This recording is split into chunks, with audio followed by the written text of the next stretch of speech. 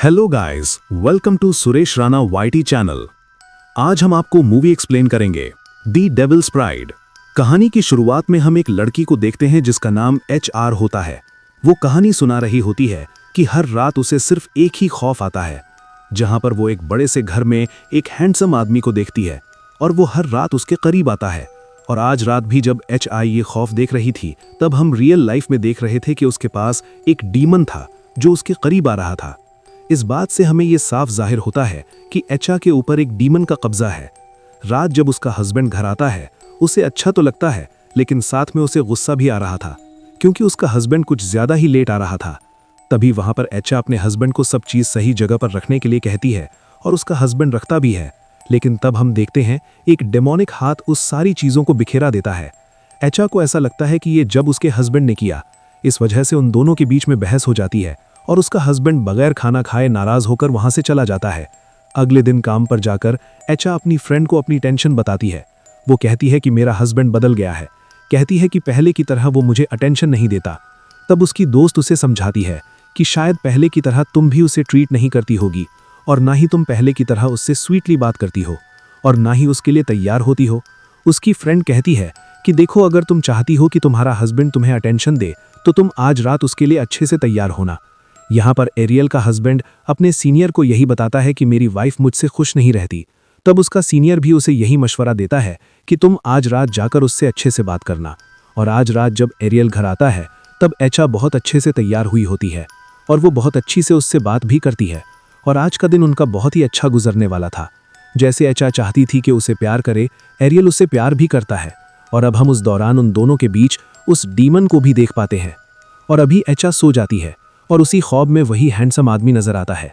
आज ख्वाब में उस हैंडसम आदमी ने एचा के पेट में एक फूल भी रखा हुआ था। और जब एचा डर कर उठी तो देखती है कि वो फूल उसके बेड पर पड़ा हुआ था और अभी यहाँ पर उस बेड पर एरियल नहीं था। एचा जब नीचे गई, तभी वहां पर एरियल नीचे उसके लिए ब्रेकफास्ट बना रहा था। ये दोनों अपनी पुरानी गलतियों की एक दूसरे से माफी मांगते हैं और एक नए सिरे से एक नई जिंदगी स्टार्ट करने का वादा करते हैं। और जब यहाँ पर एचा काम पर आई, तब उसे वेयरहाउस में वही फूल दिखा जो उसके बेड पर था। और जब उस फूल को उठाने लगी, तब कोई और हाथ ने पहले ही उस फूल को उठा लिया। और जब सामने देखती है तो वो देखती है कि वो हैंडसम आदमी उसके सामने था और वो उसकी तरफ बढ़ रहा था। पता नहीं उस आदमी से क्यों डर रही थी। और जब उस आदमी का रिफ्लेक्शन वो मिरर में देखती है, तब वो और ज्यादा डर जाती है। उस रिफ्लेक्शन में वो एक डीमन नजर आ रहा था, एक शैतान नजर आ रहा था। ये देखकर उसे वहां पर वॉमिट हो जाती है। इस वजह से वो वॉशरूम में जाती है।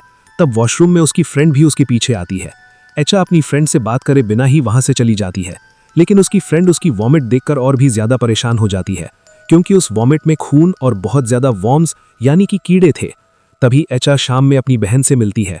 उनकी बातचीत के दौरान हमें ये पता चलता है कि एचा को बच्चे बहुत ज्यादा पसंद है। हेल्दी होने के बावजूद भी उनके पास अभी एक भी बच्चा नहीं था और डॉक्टर्स उन्हें दवाइयां भी दे रहे थे। तभी वहां पर एचा एरियल को मैसेज भेजती है अपनी दवाई लाने के लिए। और एचा का मैसेज मिलते ही एरियल को एचा अपनी इस खाली बिल्डिंग में दिखाई देती है। वो हैरान होकर उसे बुलाता है, लेकिन एचा भागने लग जाती है। वो आयचा के पीछे भागता है तो वो दिखता है कि आयचा एकदम से अजीब सी हो गई, उसका पेट फूल गया, वो प्रेग्नेंट सी हो गई। फिर वो एक चीख मारती है जिस वजह से उसका बच्चा भी हो जाता है जो बिल्कुल शैतानी था। अब वो बच्चा तेजी से एरियल के पास बढ़ता हुआ नजर आ रहा था और एक अजीब सी मुस्कुराहट से एरियल की तरफ देख रही थी। बच्चे से बचने के लिए एरियल भागता और अपने सीनियर से टकरा जाता है। अपने सीनियर को बताता है कि कैसे पीछे आयचा थी, लेकिन जब वो खुद मुड़ के दिखता है तो वहां पर तो कोई भी नहीं था। जब घर आता है तो वो आयचा को घर पर पाता है। वो दिखता है कि आयचा तो बिल्कुल नॉर्मल है और बिल्कुल नॉर्मल तरीके से बात कर रही है। एरियल उसके साथ थोड़ा अजीब बिहेव कर रहा था और आयचा को ये महसूस भी हुआ। तो भी वहां पर एरियल आयचा से कहता है कि कल सुबह तुम हेल्थ केयर लेडी को बुला लेना, और ये कहकर वो सोने चला जाता है। रात को एरियल जब सो रहा था, तभी उसे वो सारे विजन्स दिखाई दे रहे थे जिस वजह से वो बहुत ही ज्यादा डर रहा था। सुबह में जो हेल्थ केयर लेडी जो एरियल ने बुलाया था, वो आ भी जाती है और आयचा की मसाज भी करने लगती है। मसाज करती करती वो हेल्थ केयर लेडी एरियल को बताती है कि 3 मंथ्स की प्रेग्नेंट है। ये सुनकर आयचा बहुत ज्यादा खुश हो गई, लेकिन एरियल बहुत ज्यादा दुखी हो गया। वो ये सोच में पड़ गया कि 3 महीने की प्रेग्नेंट हो ही नहीं सकती है क्योंकि 6 महीने से वो और करीब भी नहीं आए थे। एरियल अभी सारी बात अपने सीनियर से डिस्कस करता है, तब उसका सीनियर उसे ये राय देता है कि तुम खुल के ये सब बातें आयशा से डिस्कस करो। यहाँ पर आयशा बहुत ही ज्यादा खुश थी, जैसे उसे कोई खजाना मिल गया हो।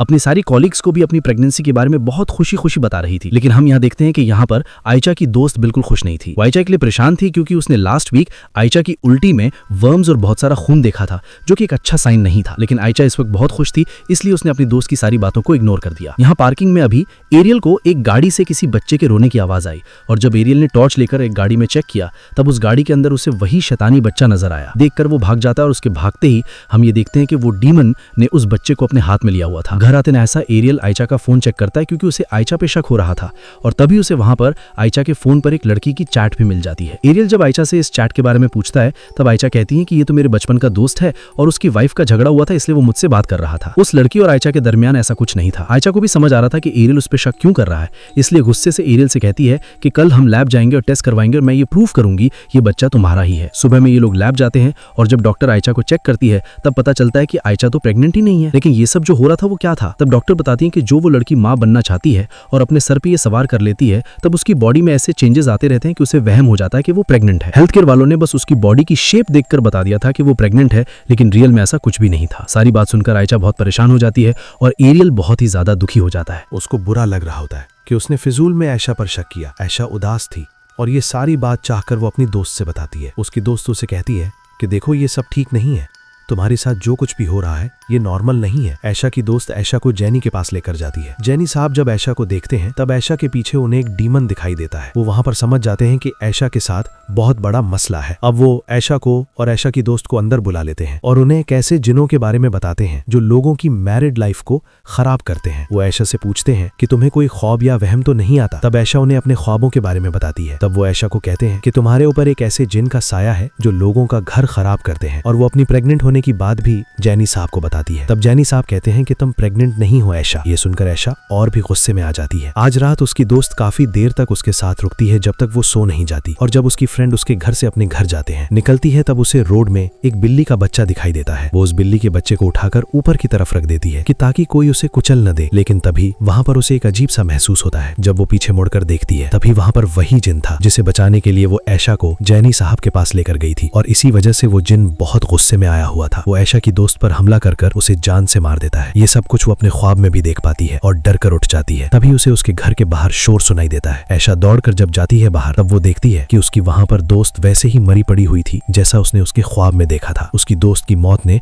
उसे तोड़ कर रख दिया था। उसे अब ऐसा गिल्ट हो रहा था कि उसकी दोस्त की मौत उसकी वजह से हुई है। जब एरियल घर वापस आता है, तब आयशा को रोते हुए दिखता है। आयशा जब सारी बात एरियल को बताती है, तब एरियल को भी बहुत दुख होता है। रोते रोते वहां पर एरियल का पेट ऐसा फूक जाता है कि जैसे कि वो प्रेग्नेंट हो। ये देखकर वो लोग परेशान हो जाते हैं। फिर अगली सुबह एरियल को अपने ख्वाबों के बारे में बताती है। ये भी बताती है कि डैनी साहब ने कहा था कि ये जिन के दिखाए जाने वाले ख्वाब हैं। अब एरियल को यही बेहतर लगता है कि वो आयशा को लेकर डैनी साहब के पास जाए। सैनी साहब ये देख रहे थे कि एरियल और कितनी मुसीबत में है, इस वजह से वो उनकी मदद करने के लिए मान जाते हैं। यहाँ पर आयशा का एक्सॉर्सिज्म स्टार्ट होता है, यानी डीमीन से छुटकारा पाने का तरीका। लेकिन ये डीमीन काफी पावरफुल था। एक्सॉर्सिज्म के दौरान ही वो आयशा की बॉडी में आ जाता है। वो एक भयानक आवाज में बोलता है कि ये लोग मुझे आयशा से दूर नहीं कर सकते, क्योंकि एक दूसरे डायमेंशन में, एक दूसरी दुनिया में आयशा ने इस डीमन से शादी कर ली है। इसके बाद वो डीमीन आयशा की बॉडी से निकल जाता है, जिसके बाद आयशा को काफी दर्द होता है। सैनी साहब वहाँ एरियल को बताते हैं कि ये जिन ऐसे ही कपल्स की लाइफ खराब करता है और ऐसे जिन से छुटकारा पाना बहुत जरूरी है। वो उन्हें पढ़ने के लिए कुछ वर्स देते हैं और ये लोग 14 दिन तक वो वर्स पढ़ते रहते हैं। सच में इनकी लाइफ पहले से बहुत ज्यादा नॉर्मल हो जाती है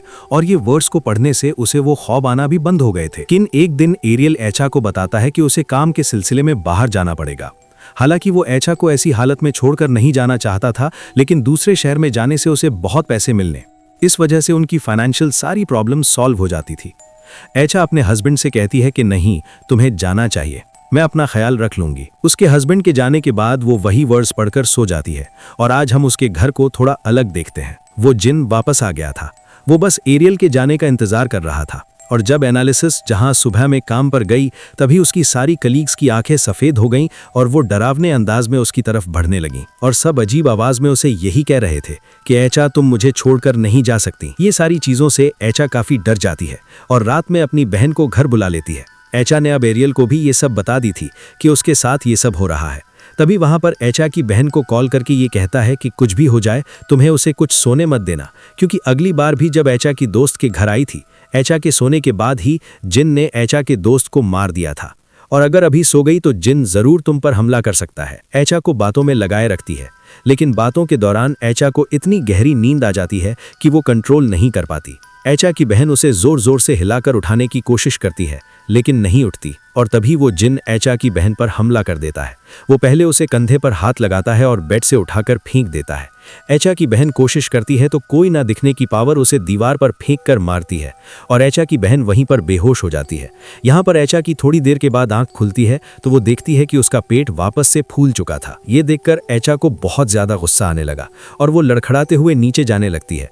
ऐचा सीढ़ियों के पास अपनी बहन को भी नहीं देखा जो वहां पर बेहोश पड़ी थी। एक हैंगर लेकर उस बच्चे को अपने अंदर से निकालने की कोशिश करती है, लेकिन नाकाम हो जाती है।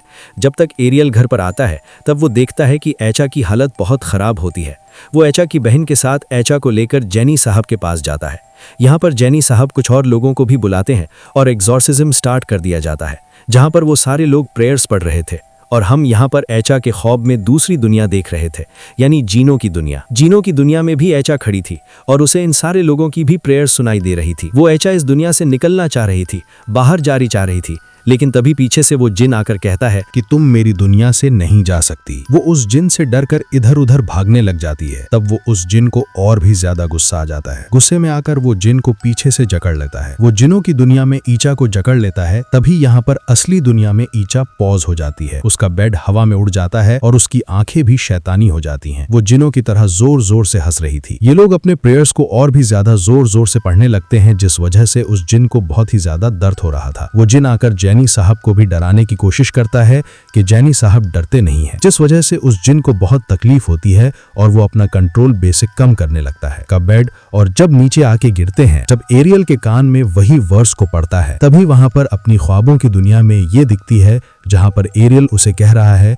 कि मुझे तुम्हारी जरूरत है, तुम मेरे पास वापस आ जाओ। यहाँ पर जिनों की दुनिया में ईचा अपना पूरा जोर लगा देती है उस जिन से छुटकारा पाने के लिए। जिनों की दुनिया में उसे अभी भी ये सारे प्रेयर्स अपने कानों में सुनाई दे रही थीं, और उसी वर्ड्स को इन जिनों की दुनिया में वो खुद ही पढ़ने लग जाती है, और तभी वो दिखती है कि उस जिन की दुनिया तबाह हो जाती है। हाँ, असली दुनिया में हम ये देखते हैं कि ईचा का जो पोजेशन है वो टूट जाता है। फाइनली डैनी साहब का एक सोर्स सीजन काम कर जाता है और उस जिन से आजाद हो जाती हैं। एरियल और उसकी बहन को देखकर बहुत ही ज्यादा खुश हो जाते हैं। अब यहाँ पर कहानी में हमें 6 साल के बाद का वक्त दिखाया जाता है, जहाँ पर ईचा के 2 बच्चे भी हो गए थे और अब इनकी जिंदगी एकदम नॉर्मल थी। हम देखते हैं बाहर जब के बच्चे खेल रहे थे तब ईचा की बहन उन बच्चों को बाहर लेने के लिए जाती है। तभी हम घर के बाहर उस शैतान को देखते हैं जो कि इंसानी शक्ल में था, और ईचा की बहन को ये काफी अजीब लग रहा था। दरअसल बात ये थी कि वो जिन अभी पूरी तरीके से ईचा पर कब्जा तो नहीं कर सकता, लेकिन वो ईचा से ज्यादा दूर नहीं गया था। मूवी के एंड में हमें वो असली लड़की भी दिखाई देती है जिसके ऊपर ये मूवी बनाई गई थी। ये मूवी एक सच्ची घटना पर आधारित है